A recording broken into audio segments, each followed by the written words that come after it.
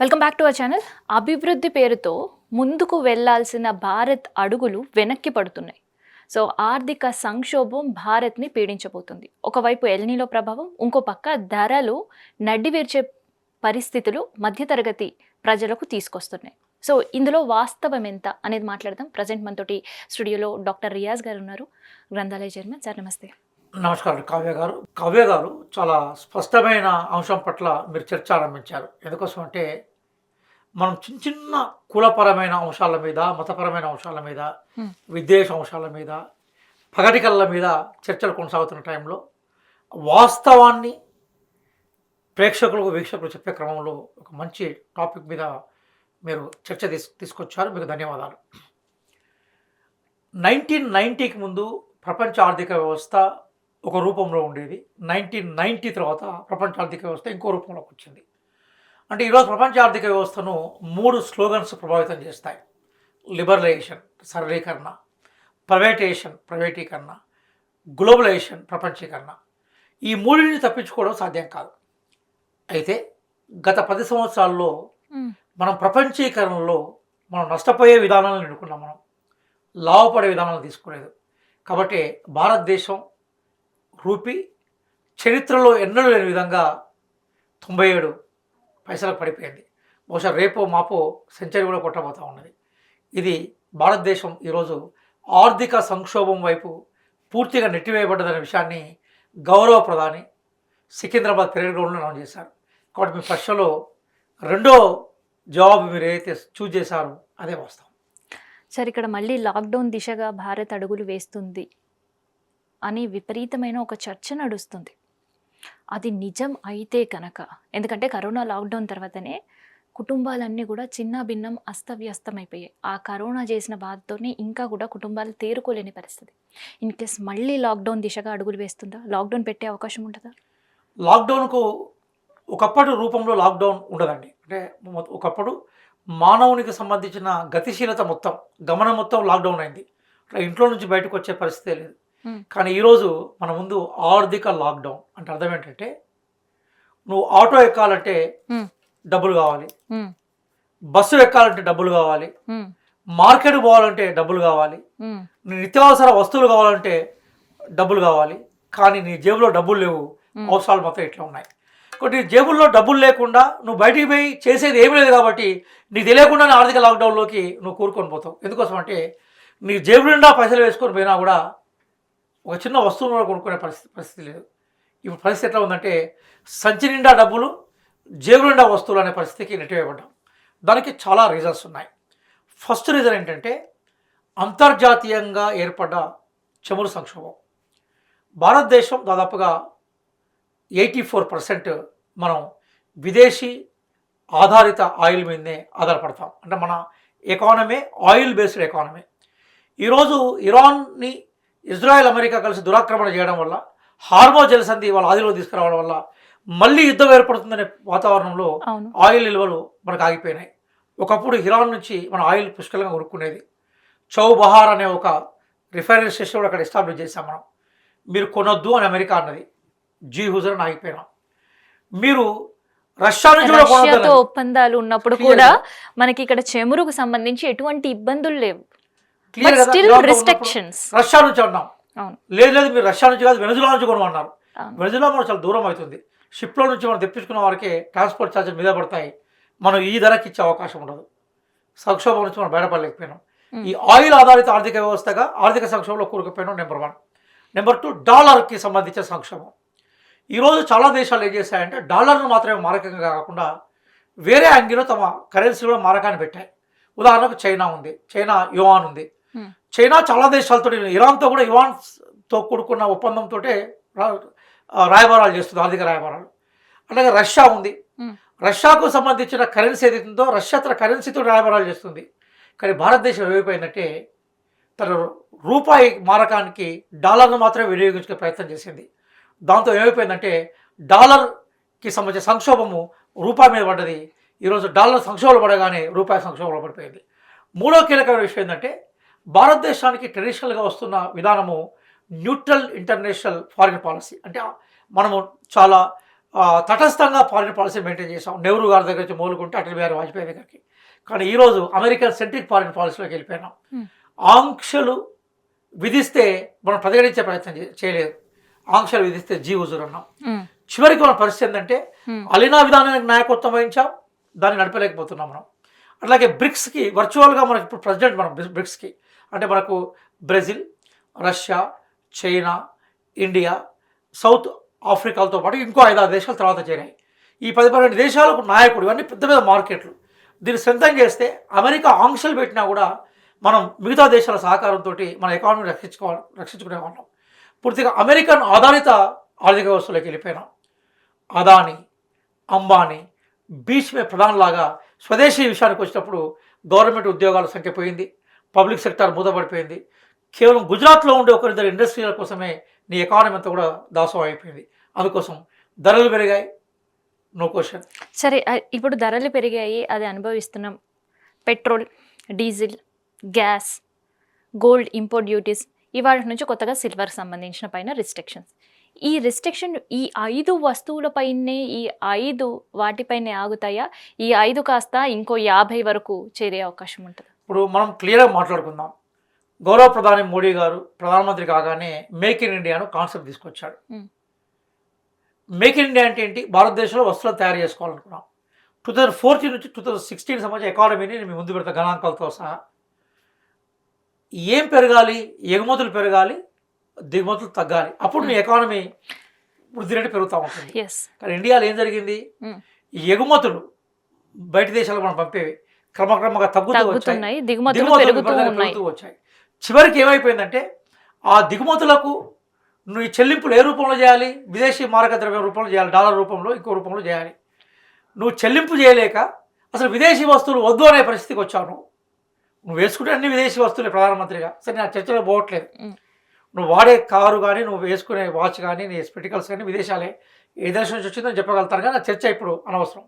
నేనేమంటున్నానంటే దిగుమతుల మీద ఈరోజు నువ్వు రిస్ట్రిక్షన్స్ పెడతా ఉన్నావు. ఎందుకు పెడతా ఉన్నావు అంటే నీ విదేశీ మార్గ ద్రవ్యం ఏదైతే ఉందో మన దగ్గర బ్యాలెన్స్డ్ ఫారిన్ కరెన్సీ అడుగంటిపోతున్నది. ఈ 12 సంవత్సరాల్లో అడుగంటిపోయే వ్యవహారాలని మీరే చేశారు కదా. దాంతో ఈరోజు దిద్దుబాటు చర్యగా తీసుకున్నప్పుడు ప్రపంచ ఎకానమీలో భాగంగా ఉండే నువ్వు ఒక 1 year తోటో 2 సంవత్సరాలు దిద్దుబాటు చర్యను సక్సెస్ చేసుకోలేవు. చివరికి ఏమవుతుందంటే నీ దగ్గర ఎగుమతులు పెంచకుండా, లేదా మన దేశానికి సంబంధించిన వనరులను సఫిషియెంట్గా నువ్వు తీసుకోకుండా దిగుమతులు ఆపేసి ఎకానమీ నడుపుతారంటే అది విచ్ఛిన్నతకి, ఆర్థిక దిగజారుతలకి ఉంటుంది. ఈ సంక్షోభం మరింత పెరిగే అవకాశం ఉంటుంది. సో సంక్షోభం కంటే కూడా ఒక మిడిల్ క్లాస్ ఫ్యామిలీ పైన ఎలాంటి ఇంపాక్ట్ కనిపిస్తుంది? మిడిల్ క్లాస్ కన్నా పూర్ ఫ్యామిలీస్ మీద ఇంకెక్కువ ఇంపాక్ట్ చూపెడుతుందండి. ఉదాహరణకి పెట్రోల్ ధర పెరుగుతుంది. కావ్య గారు, పెరగగానే ఏమవుతుంది? పెట్రోల్ వెహికల్లో వచ్చే కూరగాయల ధరలు పెరుగుతాయి, పెట్రోల్లో వచ్చే ఆయిల్ ధరలు పెరుగుతాయి, పెట్రోల్లో వచ్చే రైస్ ధరలు పెరుగుతాయి. ఒక పెట్రోల్ ధర పెరుగుతూనే భారతదేశంలో మనం ఉపయోగించుకునే అన్ని ధరలు పెరుగుతాయి కదా. నెంబర్ 1. బంగారానికి సంబంధించిన ఇష్యూస్లో మాట్లాడుతున్నారు ప్రధానమంత్రి గారు, సంతోషమే. బంగారానికి సంబంధించిన ఎగుమతులు దిగుమతులు ఏవైతున్నాయో వాటికి సంబంధించిన ఒక ఫారిన్ పాలసీ అనేది నువ్వు తీసుకోకుండా సడన్గా ఆపేసరికి బంగారం కొనేది ఎవరు?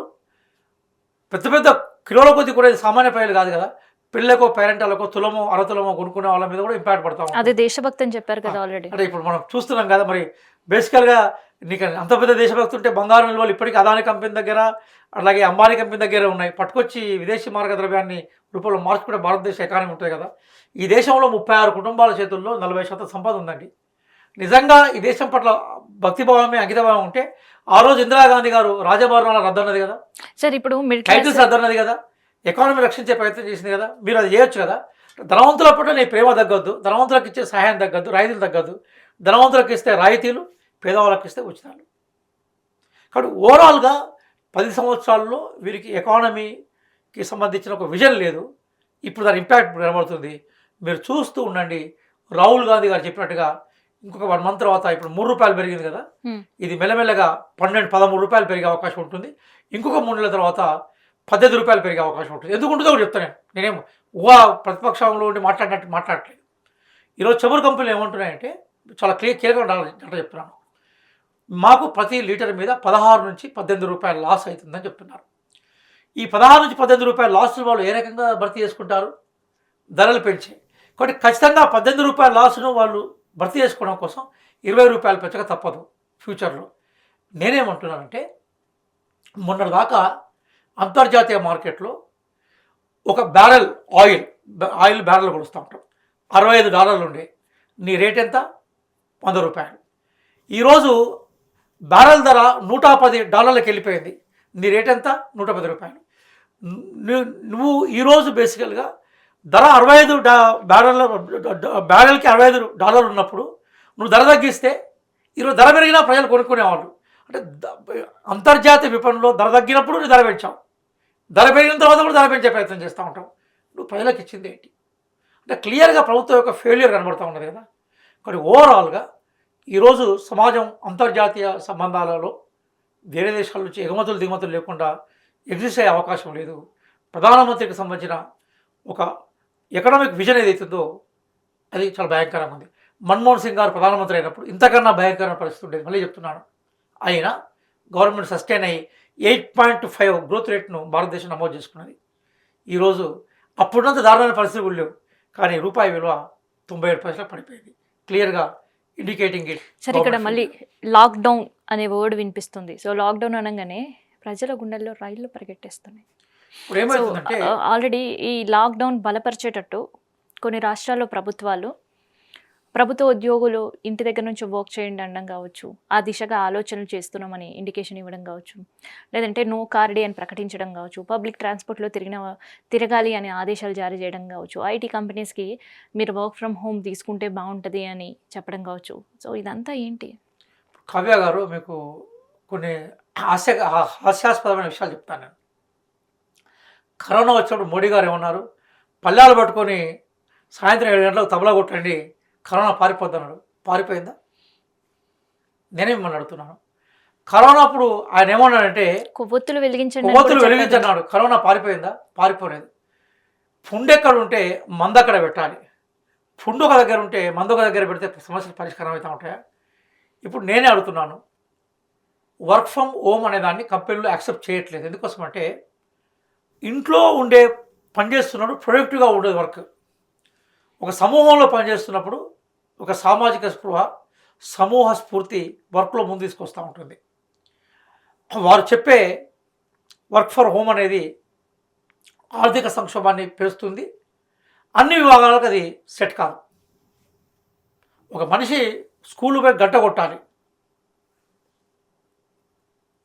ఇంట్లో కూర్చొని గంట కొడితే అందరికీ వినబడే అవకాశం ఉండదు ఎంత అది చేసినా కూడా.